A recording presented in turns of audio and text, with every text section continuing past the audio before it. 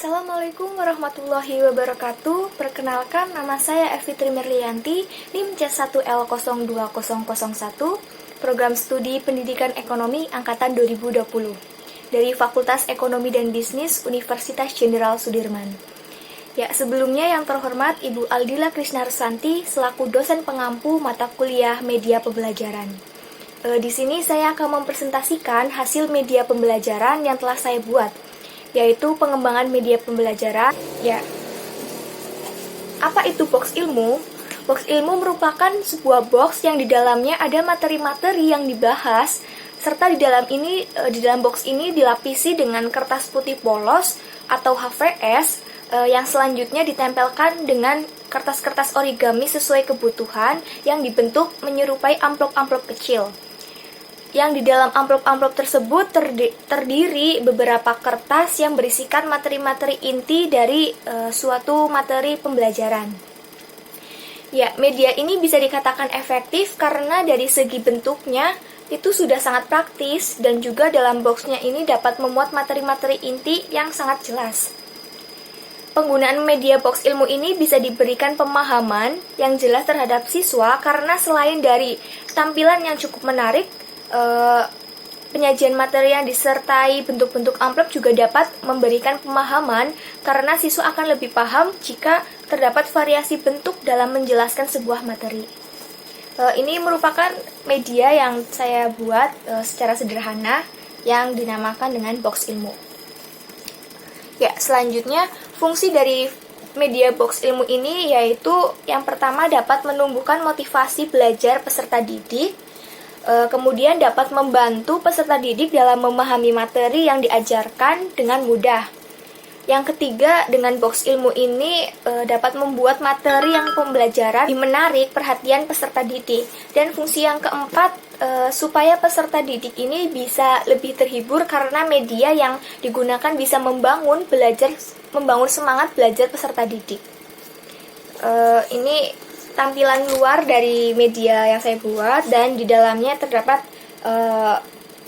materi-materi yang disajikan berupa amplop-amplop dan juga hiasan-hiasan yang berisikan materi dari yang akan diajarkan. Materi yang saya ambil yaitu mengenai pasar faktor produksi atau pasar input. Namun saya lebih memfokuskan ke jenis-jenis pasar input yang meliputi pasar input tanah, pasar input tenaga kerja, pasar input modal, serta pasar input kewirausahaan. Selain itu juga terdapat ciri-ciri pasar input, terus kelebihan dan kekurangan pasar input. Jadi hanya materi inti saja yang saya jelaskan di media pembelajaran ini. Ya, next. Bahan-bahan yang diperlukan untuk membuat media pembelajaran ini, yang pertama ada box atau kardus kotak yang biasa dibuat untuk kayak gift box seperti itu. Terus ada kertas asturo, kertas origami, kertas HVS, hiasan kertas atau hiasan tulisan-tulisan. Selain itu juga ada gunting, spidol, ballpoint, penggaris, lem, kertas, double tip. Ya, selanjutnya bisa dilihat ya teman-teman mengenai gambar dari media saya.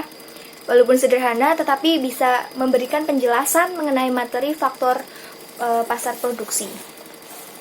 Ya, selanjutnya mengenai teknik pembuatan box ilmu. Yang pertama, siapkan kardus atau box yang sudah jadi atau sudah terbentuk seperti ini. Kemudian lapisi kardus dengan kertas HVS kurang lebih 2 lapis. Kemudian dilem memakai lem kertas atau bisa menggunakan double tip. Selanjutnya beri judul di atas kardus. Ini merupakan judulnya ya. Ini merupakan judul.